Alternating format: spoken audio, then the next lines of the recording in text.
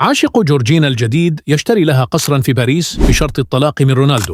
في تطور ناري زلزل الوسط الفني، كشفت مصادر مقربة أن دي جي ميسيانو دوناتي العاشق الجديد لجورجينا رودريغيز قدم لها عرضا لا يصدق، حيث اشترى لها قصرا فاخرا في قلب باريس بقيمة تتجاوز 50 مليون يورو، لكن بشرط واحد صادم: أن تنفصل نهائيا عن كريستيانو رونالدو.